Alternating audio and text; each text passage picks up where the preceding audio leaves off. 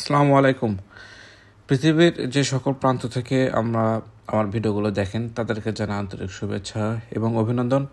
আজকে যে বিষয় নিয়ে আপনাদের সাথে কথা বলবো তা হলো যে অনেক ভাইয়েরা আছেন আমাকে বিভিন্ন দেশ সম্পর্কে জিজ্ঞেস করেন, পাশাপাশি আমাকে বলেন যে অনেকে রিচ পেমেন্ট অর্থাৎ রোমানিয়াতে যাওয়ার পরে পেমেন্ট, বা অনেক ভাইরা বলে যে অ্যাডভান্স করা যাবে না।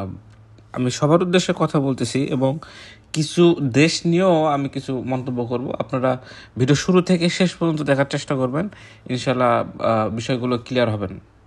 তো প্রথমত ভিডিও শুরুতে আমি বলবো যে ভাইরা পেমেন্ট নিয়ে একটু বার্গেনিং করার চেষ্টা করেন, তাদেরকে আমি বলি যে ভাই, আপনি যদি সত্যিকারের অ্যাপ্লিকেন্ট হন, আপনার যদি স্বপ্ন থাকে ইউরোপে যেতে, আপনি যেখানে ডকুমেন্ট সাবমিট করেন না কেন, আপনি একটা জিনিস মাথায় রাখবেন, টাকা নিয়ে বার্গেন করবেন না। যদি আপনার সে কোম্পানিটা আপনাকে জব ইনশোর করে দিতে পারে, কোম্পানি যদি আপনি ডিরেক্ট কোম্পানি হয়, আপনাকে পেমেন্ট যদি আপনাকে হ্যান্ডসাম একটা স্যালারিতে পেমেন্ট করে, ঠিক আছে, থাকা খাওয়া যদি কোম্পানির হয়, 13 লক্ষ টাকার কন্ট্রাক্টে 14 লক্ষ টাকা দিলেও সমস্যা নেই, 14 জায়গার 15 দিলেও সমস্যা নেই। আমি মনে করি এটা আপনারা বাস্তব প্রেক্ষাপটটা অনেকে জানেন, আবার অনেকে না জেনে এভাবে কথা বলেন। তো তাদের উদ্দেশ্যে আমার এই কথা। আবার অনেকে বলেন রিচ পেমেন্ট। ভাই, এইগুলো করে কারা?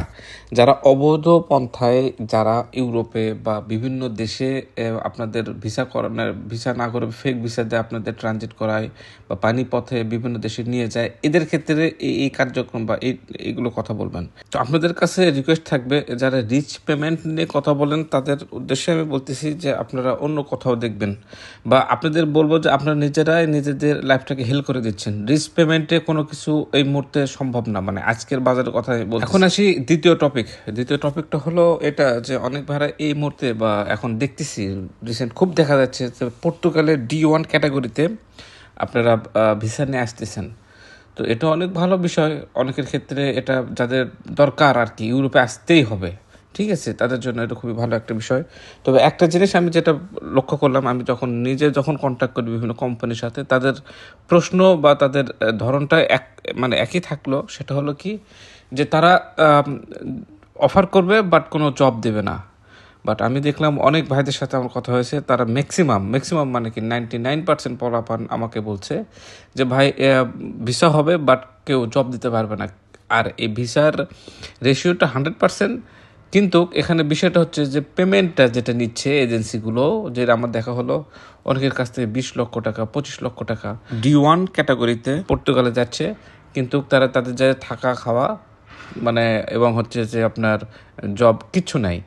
আমার এটা মাথায় আসলো না যে একটা মানুষ ইউরোপে যাবে, তার কোনো জব থাকবে না, তার থাকা খাওয়ার কোনো রেসপন্সিবিলিটি কেউ নেবে না, সে জাস্ট শুধু যাবে এখানে, অর্থাৎ পর্তুগালে আসার পর তার নিজ দায়িত্বে জব ম্যানেজ করে নিতে হবে, এবং যতদিন সে জব ম্যানেজ করতে না পারবে ততদিন তাকে বাংলাদেশ থেকে পুনরায় টাকা এনে এনে চলতে হবে। বিষয়টা খুবই হাস্যকর সাথে সবচেয়ে ভয়ঙ্কর বিষয় হচ্ছে যে তাকে এখানে তার নিজের লাইফ নতুন একটা জায়গায় এসে সার্ভাইভ করতে হবে। এর চেয়ে কঠিন, যেহেতু সে বাংলাদেশে থাকছে, তার কোনো জবের এক্সপিরিয়েন্স ম্যাক্সিমাম অ্যাপ্লিকেন্ট যারা আমাদের আছে বাংলাদেশে তাদের থাকে না, এবং তারা ভাষাগত জনিত কারণে অনেক প্রবলেমে ফেস করে, এবং যারা এইগুলো ভিসায় আসে ম্যাক্সিমাম তাদের ইংরেজিতে কথা বলার ক্যাপাবিলিটি খুবই জঘন্য। আমার লাইফের এক্সপিরিয়েন্স থেকে বা আমি যতটুকু দেখছি সেখান থেকে বলা। তো আপনাদের সবার উদ্দেশ্য, অর্থাৎ যারা অ্যাপ্লিকেন্ট, ইউরোপের স্বপ্ন দেখেন, ইউরোপের যারা স্বপ্নবাস, তাদের উদ্দেশ্যে আমি বলবো যে আপনারা প্রত্যেকটা ডিসিশন নেবেন খুব ভালোভাবে, যেটা আপনার জন্য এবং আপনার ফ্যামিলির জন্য যেন খুবই সহায়ক হয়। তো যেহেতু আমি এখন আমার কোম্পানির যে চাহিদা বা হচ্ছে যে আমার এই মুহূর্তে রোমানিয়ার যে ডিমান্ড আছে সেগুলো বলি, তাহলে যে আমাদের এই মুহূর্তে কার্পেন্টার লাগবে, কনস্ট্রাকশন ওয়ার্কার লাগবে, ওয়্যার হাউসের লোক লাগবে, সাথে লাগবে ওয়েল্ডার এবং পাইপ ফিটার। তো আপনারা যারা আমাদের সাথে যোগাযোগ করতে চান, স্ক্রিনে দেওয়া নাম্বারে ডিরেক্ট কল করে জেনে নেবেন যে ভিসা প্রসেসিং এর সিস্টেমটা কি, কত পেমেন্ট করতে হচ্ছে। পরবর্তী ভিডিও দেখার আমন্ত্রণ জানাই। আজকের মতো বিদায়, ধন্যবাদ।